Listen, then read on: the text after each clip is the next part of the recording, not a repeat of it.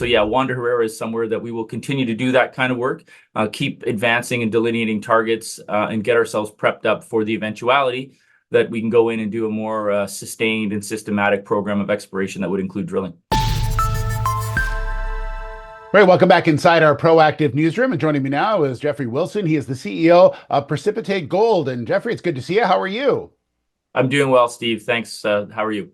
I'm doing well, thank you. And good to have you along. I know you've had some news out about one of your projects, and we'll talk about that in just a second. But first off, maybe get a little background on the company itself, operating in the Dominican and also in Canada.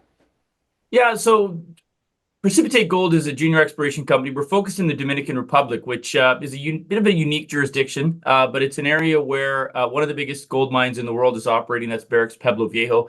We've got 3 projects in the Dominican Republic, one of which is adjacent to Barrick's Pueblo Viejo mine, and we've got an earn-in agreement with Barrick on that, where they're spending up to $10 million over 6 years to earn a right to that project. And elsewhere, we've got 100% ownership of our Ponton project and our Wanda Herrera project, which we've been spending a little bit of time on here in recent months. Yeah, is the focus of the company really on Wanda Herrera? Is that the one you're really looking at first? Yeah, I mean, in recent weeks or months, the Pueblo Grande project with Barrick has really been sort of driving the bus. That's been the project that's seen the most expenditures and work being conducted. But of course, that's being done by Barrick. As we've seen some of the local and sort of community situations within the area in and around Wanda Herrera, we've started to sort of increase our work there and our expenditures there. We've been doing some relatively inexpensive groundwork, but moving the project forward and delineating a number of new targets. So it's continuing to advance and to emerge while we wait for drill targets to be delineated. Yeah, let's talk about that work that you're doing, because you just put out a press release recently talking about sort of some follow-up work after some rock sampling you did some trenching work, and again sort of are able to take a look at a particular area, and that's what you're focused on right now. Yeah, going back several months, we did fairly extensive soil sampling program, and what that showed us was 8 new sort of mineralized zones within the project that we had otherwise not previously identified. And so we went back to some of those areas in recent months, and have done some follow-up prospecting and sampling. A couple of those zones, the CN zone and the GM zone, have really emerged with some very high-grade material, getting up to 73 grams per ton gold in rock samples. And so we went back to that zone, the CN zone, and did, as you mentioned, some trenching. And we delineated, again, some very consistent elevated grades, getting, sort of 5.1 meters of 32 grams per ton gold.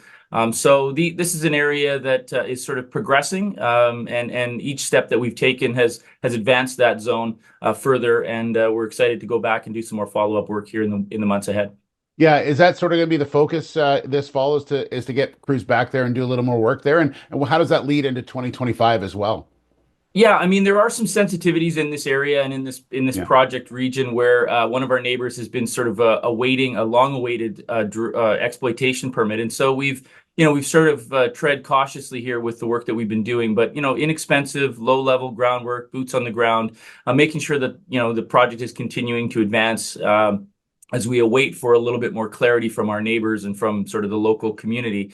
I think is something that we've elected to do here in recent months. And so, yeah, Wanda Herrera is somewhere that we will continue to do that kind of work, keep advancing and delineating targets, and get ourselves prepped up for the eventuality that we can go in and do a more sustained and systematic program of exploration that would include drilling.